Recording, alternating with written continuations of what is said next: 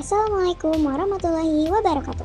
Shalom, Om Swastiastu, Namo Buddhaya, dan salam kebajikan bagi kita semua.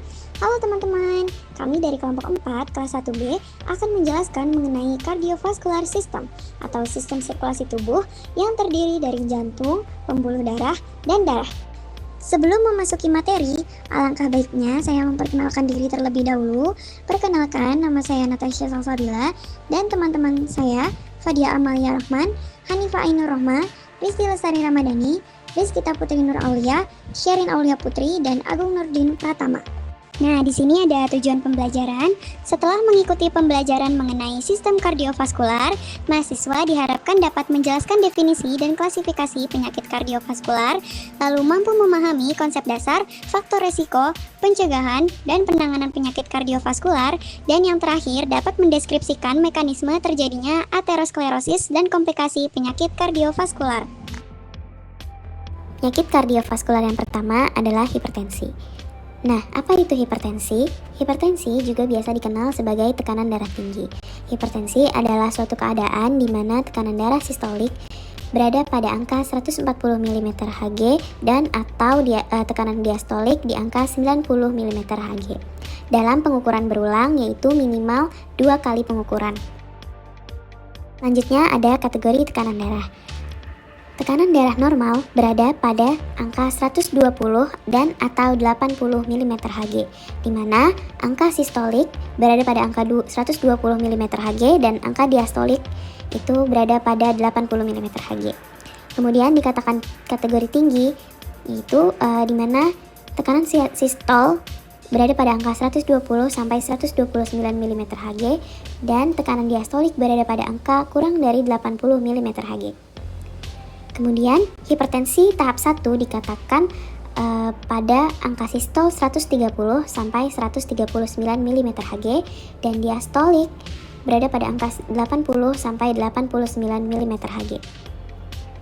Kemudian hipertensi tahap 2 yaitu berada pada angka sistolik 140 mm Hg dan tekanan diastolik di angka 90 mm Hg. Selanjutnya ada faktor risiko hipertensi. Faktor risiko dari hipertensi secara garis besar dibagi menjadi dua, yaitu faktor risiko yang tidak dapat dimodifikasi seperti genetik dan faktor risiko yang dapat dimodifikasi seperti obesitas, stres, diabetes, dan merokok. Faktor risiko yang pertama adalah merokok. Bukti ilmiah telah menunjukkan bahwa merokok, baik aktif maupun pasif, dapat meningkatkan risiko penyakit kardiovaskular. Kandungan nikotin yang terdapat dalam rokok berperan pada peningkatan tekanan darah sistolik secara akut dan peningkatan denyut jantung secara akut. Faktor risiko yang kedua adalah diabetes. Pasien dengan hipertensi memiliki risiko resistensi insulin dan secara langsung dapat meningkatkan risiko diabetes mellitus tipe 2. Bukti epidemiologi menunjukkan adanya hubungan antara hipertensi dan resistensi insulin. Faktor risiko yang ketiga adalah obesitas. Sebagai salah satu faktor risiko kasus kardiovaskular, obesitas memerlukan tata laksana yang terpadu. Pasien obesitas sangat disarankan untuk menurunkan berat badan dengan memperhatikan kualitas makan, asupan kalori, dan aktivitas fisik. Faktor risiko yang keempat adalah genetik. Pada teori kuman atau the germ theory mendominasi etiologi dari suatu penyakit. Beberapa penyakit terdapat faktor genetik yang menyertai, salah satunya hipertensi. Disebut sebagai penyakit multifaktorial, yaitu terjadi interaksi gen dan lingkungan, kadang tidak terdeteksi awalnya dan dalam jangka panjang. Selanjutnya yang terakhir adalah stres. Stres mental atau psikososial adalah salah satu faktor risiko utama untuk hipertensi. Sedangkan hipertensi sendiri adalah faktor risiko untuk berbagai penyakit kardiovaskular lainnya. Pada seseorang dengan keadaan stres akan lebih banyak epinefrin dan norepinefrin yang dilepaskan ke dalam sirkulasi darah, mengaktifkan sistem RAA yang akan berujung pada peningkatan tekanan darah. Selanjutnya ada gejala hipertensi. Hipertensi sering disebut sebagai silent killer karena hipertensi seringkali tidak menimbulkan gejala khas. Apabila hipertensi tidak dikontrol dan ditangani dengan tepat, maka akan menimbulkan berbagai komplikasi yang dapat mengancam kehidupan penderitanya. Salah satunya adalah stroke. Tetapi ada beberapa hal yang dapat diperhatikan. Yang pertama, sakit kepala, terutama di bagian kepala belakang. yang kedua penglihatan kabur, yang ketiga telinga berdenging, kemudian yang terakhir adalah nyeri dada. Aterosklerosis adalah suatu kondisi kronis berupa penebalan dan pengerasan dinding arteri akibat penumpukan lemak, terutama kolesterol LDL, sel radang, sel otot polos, dan jaringan ikat pada lapisan dalam pembuluh darah. Proses ini dimulai sejak usia muda dalam bentuk fatty streak, dan seiring waktu berkembang menjadi plak aterosklerotik yang dapat menimbulkan penyakit serius. Terdapat beberapa faktor yang mempengaruhi terjadinya aterosklerosis. Yang pertama, hipertensi. Tekanan darah tinggi dapat merusak lapisan endotelium pembuluh darah. Yang kedua, kolesterol LDL tinggi, HDL rendah. Kadar LDL atau low density lipoprotein yang tinggi mempermudah penumpukan lemak di dinding arteri. Sedangkan HDL atau high density lipoprotein berperan membersihkan kelebihan kolesterol. Yang ketiga, diabetes. Kadar gula darah yang tinggi merusak endotelium dan mempercepat oksidasi LDL. Yang keempat, merokok. Zat kimia dalam rokok meningkatkan stres oksidatif, merusak endotelium, menurunkan HDL, dan memicu peradangan. Yang kelima, usia, genetik, obesitas, dan gaya hidup. Usia lanjut meningkatkan akumulasi kerusakan endotel. Faktor genetik dapat menentukan sensitivitas pembuluh darah terhadap kerusakan. Obesitas dan gaya hidup tidak sehat seperti kurang aktivitas fisik, pola makan tinggi lemak jenuh, dapat memperburuk profil lipid dan meningkatkan risiko aterosklerosis. Bagaimana terjadinya aterosklerosis? Tahap pertama dari aterosklerosis adalah kerusakan endotelium, yaitu lapisan terdalam pembuluh darah yang berfungsi menjaga aliran darah tetap lancar. Kerusakan ini memicu terjadinya disfungsi endotel sehingga permeabilitas dinding pembuluh meningkat dan memungkinkan partikel LDL menembus ke dalam lapisan intima. Pada saat yang sama, kerusakan ini juga merangsang respons inflamasi awal. Akibat kerusakan endotelium, sel-sel imun seperti monosit dan limfosit mulai berimigrasi ke lokasi cedera. Monosit yang masuk ke lapisan intima kemudian berdiferensiasi menjadi makrofag. Makrofag memiliki peran penting karena mereka akan menelan LDL yang mengalami oksidasi. Namun kemampuan mereka terbatas sehingga sebagian besar LDL tetap tertimbun, memicu pembentukan sel busa. Sel busa dan lipid yang menumpuk membentuk fatty streak atau lesi awal aterosklerosis. Seiring waktu, fatty streak berkembang menjadi plak aterosklerotik kompleks yang terdiri dari inti lipid, sel inflamasi, dan sel otot polos. Kemudian ditutupi oleh fibrous cap. Plak ini mulai menyempitkan lumen arteri, mengurangi aliran darah ke jaringan. Plak yang matang dapat mengalami kalsifikasi, sehingga lebih keras namun rentan pecah. Pecahnya plak memicu terbentuknya trombus yang menyumbat aliran darah. Jika terjadi di arteri koroner dapat menyebabkan serangan jantung. Jika terjadi di arteri otak dapat memicu stroke. Tahap ini menandai terbentuknya aterosklerosis penuh beserta komplikasinya. Lalu yang ketiga ada penyakit jantung iskemik. Penyakit jantung iskemik atau PJI juga disebut penyakit arteri koroner adalah kondisi di mana aliran darah ke otot jantung atau miokardium berkurang atau terhenti karena penyempitan atau sumbatan pembuluh darah koroner. Penyebab utama dari penyakit jantung iskemik yang pertama ada aterosklerosis. Aterosklerosis yaitu terjadi penumpukan plak seperti lemak, kolesterol, sel inflamasi di arteri koroner yang menyebabkan menyempitnya lumen arteri. Bila plak pecah, terjadi pembekuan, lalu terjadi sumbatan mendadak. Yang kedua ada disfungsi endotel. Endotel yang sehat mengatur vasodilatasi, antikoagulasi, dan antiinflamasi. Bila endotel terganggu, terjadi pengurangan produksi nitrik oxide, peningkatan oksidan, inflamasi lokal, sehingga pembuluh lebih mudah menyempit atau spasme.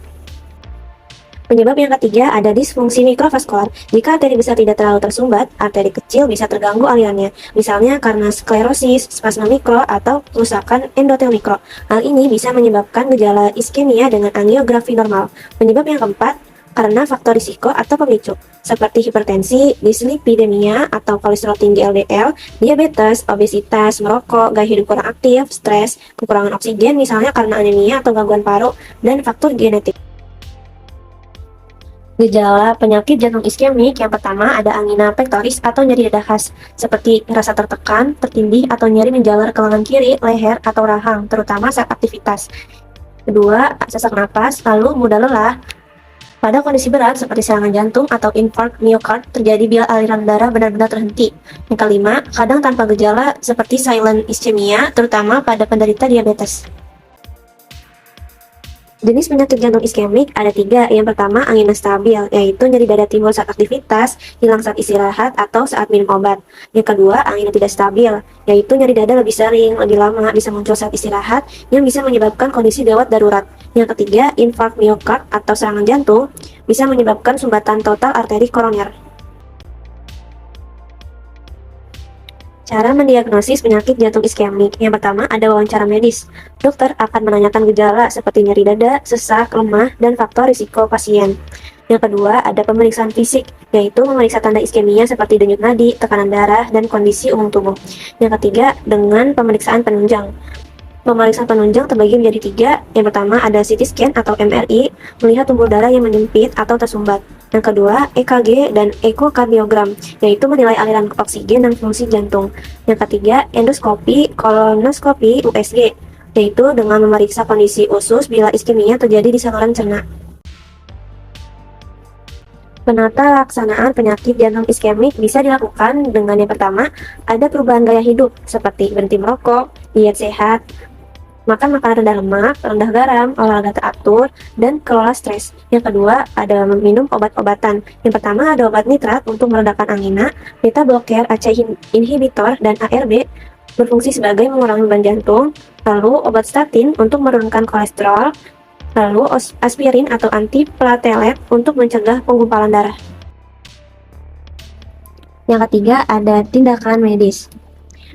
Yang pertama dengan cara PCL atau angioplasti dan pemasangan stent untuk membuka arteri yang tersumbat. Yang kedua ada dengan cara CABG atau coronary artery bypass grafting atau bedah bypass jantung yang berfungsi untuk membuat jalur baru aliran darah ke jantung. Jantung.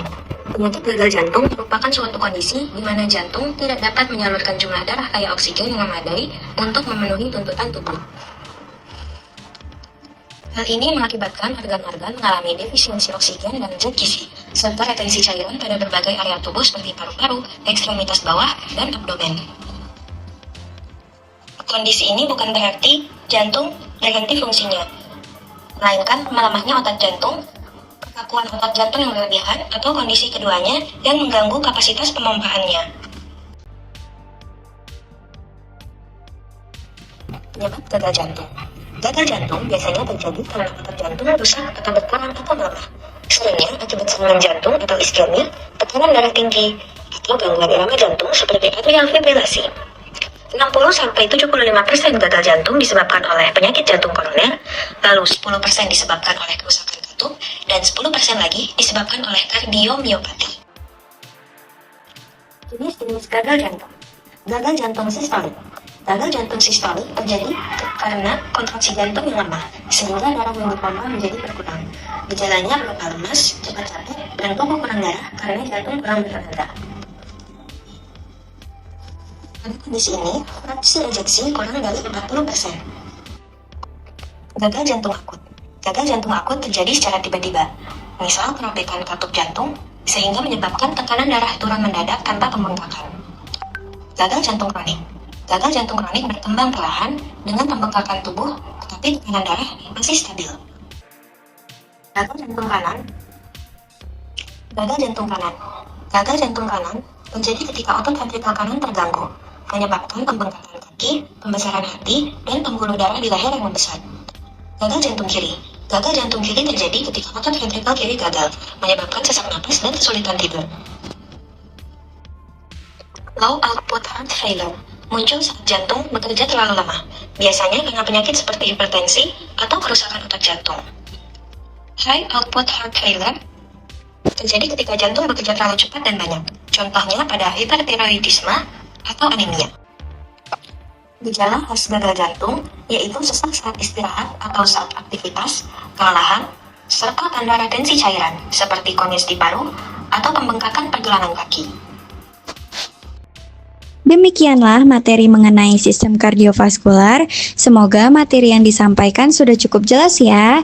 Terima kasih sudah menonton. Kalau ingin bertanya, silahkan tulis di kolom komentar. Mohon maaf apabila ada salah kata. Wassalamualaikum warahmatullahi wabarakatuh. Dadah!